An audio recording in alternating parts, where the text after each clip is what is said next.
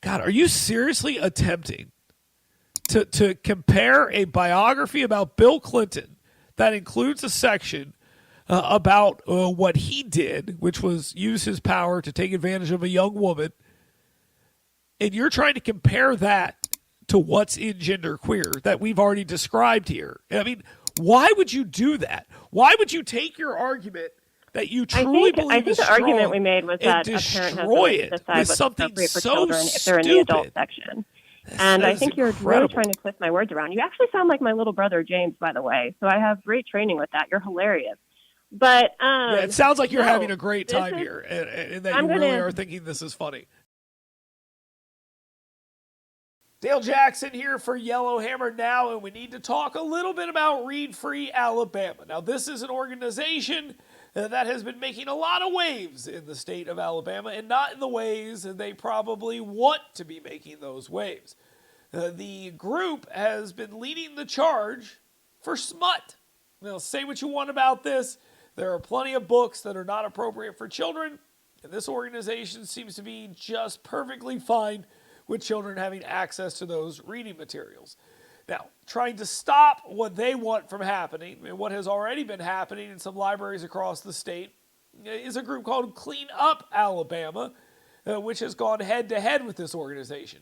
Unfortunately, when the media covers these stories, they treat one side like a book-banning monster organization, and the other side like freedom fighters out for the children.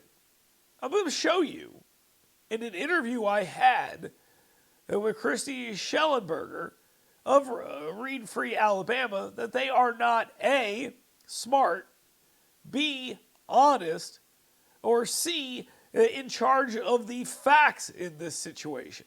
They are also not used to being challenged, and you will hear that as the whole thing falls apart rather quickly when I ask a very simple question. Is this book, Genderqueer, which is clearly pornography? I mean, it's really that simple. That's the question I ask, and it all goes sideways from there. Check it out.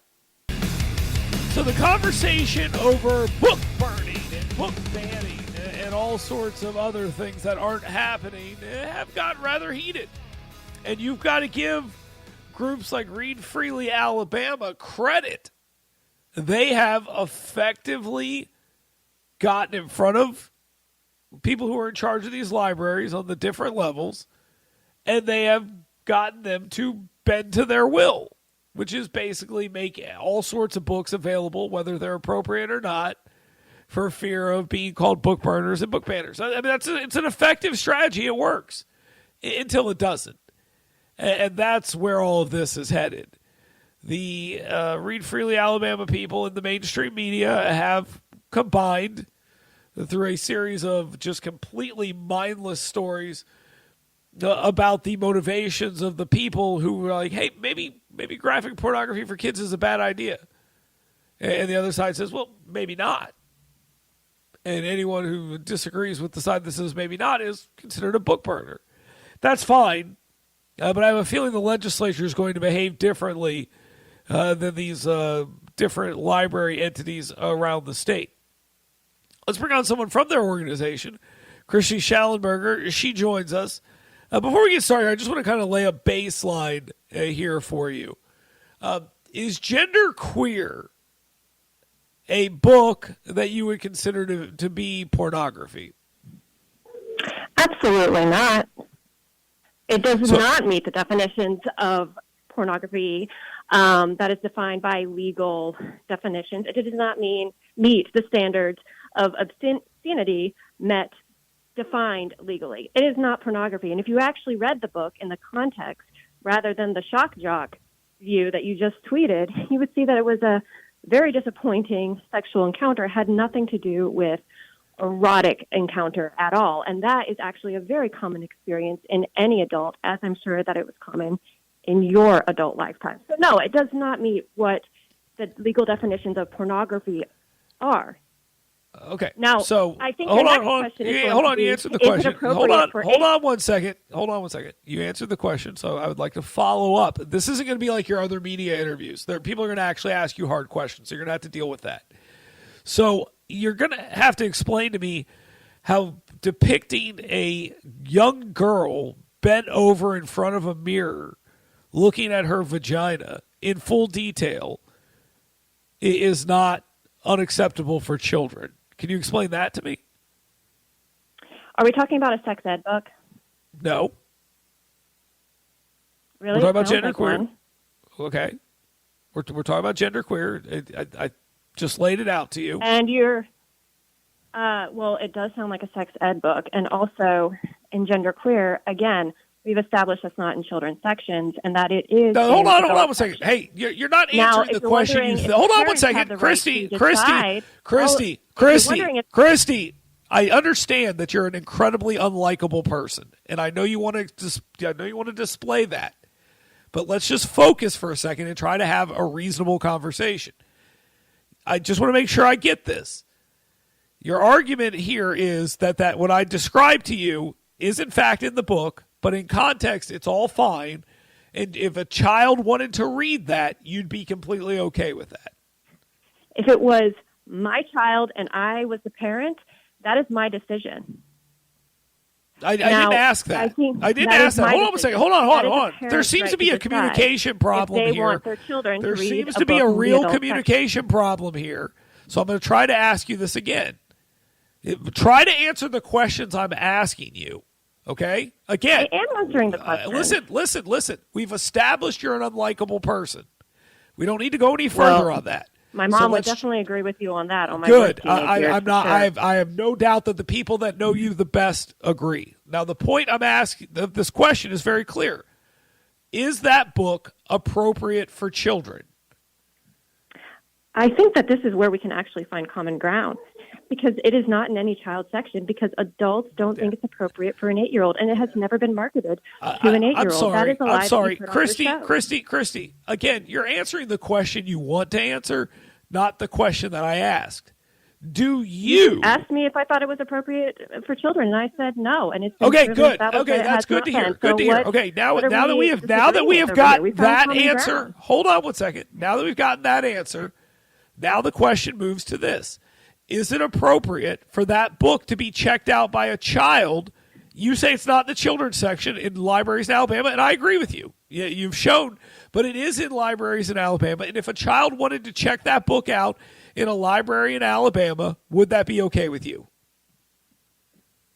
If they had parents' permission, which is the general policy of libraries, absolutely. I was allowed to check out books in the adult section under my mother's approval. She was very strict about what books we were allowed to check out. That included, I wasn't allowed to read Harry Potter. I had access to it in a public library, but I knew that the fifth commandment said, children obey your parents, and that's what I did. I didn't read Harry Potter until I was 18. So what you're trying to say is, any child can check out books willy-nilly. Well, if they're doing that, then libraries are violating their own policies. And two, if children or young teenagers are checking out these books and their parents don't have a problem with it, they're either A, not monitoring the books, or B, they don't have a problem with it. And that is what a public library is for. It's for everyone. I'm not suggesting the public library is not for everyone. I am suggesting that it's not appropriate. You are having a problem with a book in the adult section of the public library.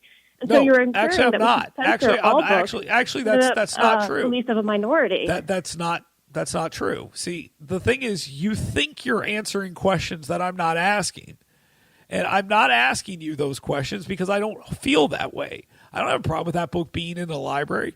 I have a problem with it being available to children. And here's what most people have a problem with, and this is what I'm trying to get to.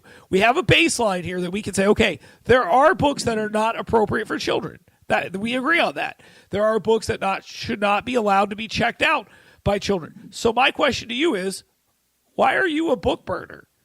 You don't think genderqueer should be available to all children? Anyone that holds that position is treated like a book burner and told that we're for cancel culture and all these other things. But you agree with that. So you do agree that there are books that should not be available to children. So now we just have to decide what those books are, right? So that's where we're at in the conversation. That is not what I said, and we will have the recording to prove that. Oh, my God. 2, I said it's the parent's right to choose what is appropriate for children or not. No, actually, you said that And it wasn't. You said hold on. You said genderqueer. You said genderqueer. You said hold on one second. You said genderqueer was not appropriate for children. You said that. Do you not agree with that? I also said it's a parent's right to choose. I did not say you didn't. Hold on one second. Why are you doing this? Hold on. Hold on one second. Stop her from talking, please. That's not what you said. Okay?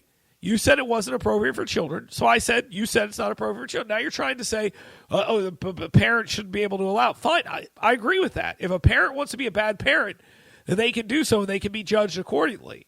But you did say that genderqueer was not appropriate for children. Yes or no on that, please, just to make sure we understand. I did say that it is in the adult section. Now, my point is this. Okay, you did say it. You did say it. I just want to make sure we understand. Okay. However, so there are books. There are books. Excuse me. There are books that you feel parents should be able to say, this is inappropriate, and you agree this is inappropriate, and it shouldn't be checked out without parental approval. And there should be books that people should be able to look at and make those decisions. On that, we agree. So why? And I don't understand why you're talking in circles about genderqueer. Like, we've established that we both don't think it's appropriate for children. We established that we both think that parents have the right to monitor and decide what's appropriate. I was allowed to check out a biography of Clinton, which, as a 13-year-old, which led to a very interesting discussion about sex with my mother when I read about Monica Lewinsky. That was her decision. Are you seriously attempting? Are you seriously? God, are you seriously attempting to compare a biography about Bill Clinton that includes a section about what he did, which was use his power to take advantage of a young woman, and you're trying to compare that to what's in genderqueer that we've already described here? I mean, why would you do that? Why would you take your argument that you truly believe is strong, the argument we made was that a parent has the right to decide what's appropriate for children if they're in the adult section. And I think you're really trying to twist my words around. You actually sound like my little brother James, by the way. So I have great training with that. You're hilarious. But it sounds like you're having a great time here, and that you really are thinking this is funny. So yeah, I'm sure you believe that, and that is not you at all trying to. No. Listen, you're not at all trying to cope, and I understand that. But the point is this: you're having a hard time here, and I get it. But my question to you will be this: do you understand that your behavior, including how you're behaving right here, right now, all but ensures that the Alabama legislature is going to meet, and then they are going to pass laws that you are going to really, really despise? And instead of being reasonable and understanding that parents have a problem, some do. Sorry, I know you think it's not a big enough number, and that's fine. But there are parents out there that have a problem with some of the stuff that's available to their children. They have a problem with libraries putting on display gay pride displays in children's sections. They have a problem with these things. And you do understand. And there's some of us who don't believe in Christmas, and yet those displays are also in the library. So what do you mean? What do you mean you don't believe? Hold on. Stop. What do you mean you don't believe in Christmas? Legislature getting involved is that it does attack constitutional rights. What do you mean you don't believe in Christmas? In our community about these books.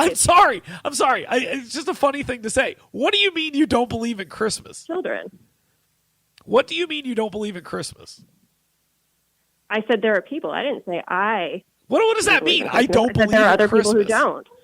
You don't believe Christmas exists? I mean, what does that mean? There's actually a subsect of Christians who don't want to practice Christmas because it has its roots in paganism, and that was a totally real problem. Part of Christianity. I mean, this is like, do you understand? I ask you a serious question. And you say something that stupid. My problem is, do you not understand? And I'm going to ask you again that the behavior you're showing here, which works very well when the local media is fawning all over you, that's fine. Because they take your terribleness and they put it in text and it sounds somewhat reasonable. Or they give you a 10-second bite on a newscast where you sound somewhat reasonable. But do you not understand? I'm just going to say what I keep saying. Do you not understand? Do you not understand? Excuse me. Do you not understand that what's going to happen here is you are going to set forth the legislature to come in and get involved in something that you and I probably don't want them involved in, but you're forcing them to do so by forcing these local library entities to take positions that are so far out of the mainstream. I wasn't the one challenging books. That was Clean Up Alabama. I agree with that. And they were challenging books. And the books they were challenging were completely reasonable. We don't want the government there is telling no us what reason. to read. Hold on that one second. violates the First Amendment. We also don't it want doesn't the government violate the telling First us what we Amendment. should Hold on allow one our second. You kids to read. can't That say things violates that the aren't 14th true because Amendment, other stupid people agree with you. Listen to me.